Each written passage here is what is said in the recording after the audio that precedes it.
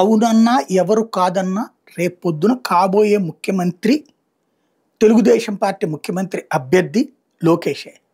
చంద్రబాబు గారి వారసుడుగా ఆయన పగ్గాలు చేపట్టడం ఖాయం. అలాగే పార్టీ పగ్గాలు, అలాగే ముఖ్యమంత్రి పగ్గాలు చేపట్టడం ఖాయం. బాబు గారి తదనంతరమా, బాబు గారే తన వారసుడిని ఆ ప్లేస్లో కూర్చోబెడతారా అన్నటువంటిది రాబోయే రోజుల్లో తేలబోతుంది. ప్రతి కార్యకర్త ఆయన్నే ముఖ్యమంత్రిగా చూడాలని కోరుకుంటున్నారు. అట్లాగే ఆయన పార్టీ అధ్యక్షుడిగా కూడా చూడాలని కోరుకుంటున్నారు.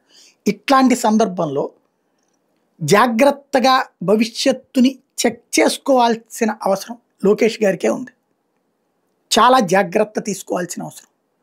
ఇవాళ సూపర్ సిక్స్ ఇప్పటికీ తెలుగుదేశంకి ఉన్నటువంటిది, చంద్రబాబు గారికి ఉన్నటువంటిది ఒక మైనస్ ఏంటంటే మాట చెప్తే దాని మీద నిలబడరు అన్నటువంటిది.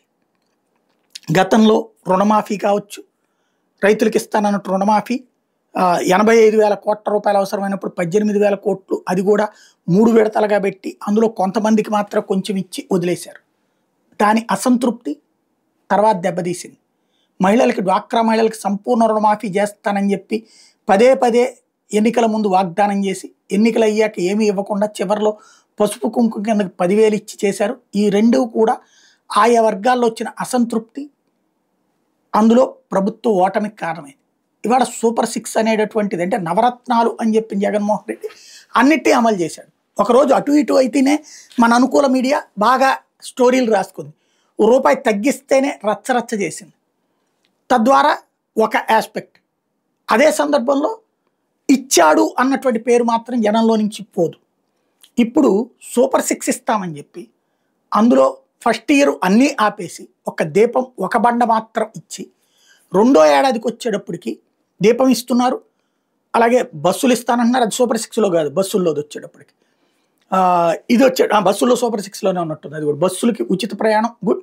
At the same time Annadata Sukhibhava, తర్వాతన ఈ కాన్సెప్ట్ ఒకటి, ఇది అమ్మఒడికి బదులు తల్లికి వందనం, ఇది వీటిట్లని వరకు ఓకే. ఇక్కడ ప్రధానమైనటువంటిది మహిళలకు ఇస్తానన్నటువంటి 1,500 రూపాయలు, అట్లాగే నిరుద్యోగులకు ఇస్తానన్నటువంటి 3,000 రూపాయలు, 50 ఏళ్ళకే పెన్షన్. ఈ మూడు ఎక్కువ మంది ఆశపడ్డటువంటిది. ఎక్కువ మంది ప్రతి 50 ఏళ్ళు, ఇప్పుడు 48 ఏళ్ళు కూడా రేపు నాకు వచ్చేస్తలే చంద్రబాబు ఉంటే, 45 ఏళ్ళు కూడా లాస్ట్ ఇయర్ అని నాకు వస్తుందిలే అని ఆశ పెట్టుకున్నారు. బీసీ, ఎస్సీ, ఎస్టీ, మైనారిటీ అని చెప్పాం. ఇప్పుడు వాళ్ళకి అదేమి ఇవ్వకపోతే వాళ్ళు వచ్చి రోడ్డు మీదకి వచ్చి గొడవలు ఏం చేయరు. లేదా రాష్ట్రం నాశనం చేసేసారని 14.5 లక్షల కోట్లు అప్పు చేసేసాడు జగన్ అని చెప్పినప్పుడే ఇచ్చినటువంటి హామీలు ఇవి. ఇప్పుడు 10 లక్షలు అని చెప్తున్నాం మనం, చివరికి 7.5 లక్షలు అని తేలింది. 10 లక్షలు చెప్పుకున్నా 4.5 తగ్గింది కదా, అక్కడ కూడా లేదు కదా. కాబట్టి ఇప్పుడు ఈ పథకాలు ఇవ్వకపోతే అది రేపు పొద్దున మైనస్ లోకేష్కి అవుతుంది. అంటే తెలుగుదేశం మాట చెప్తే నమ్మచ్చా నమ్మకూడదా అన్నటువంటి దాంట్లో తేడా వస్తుంది.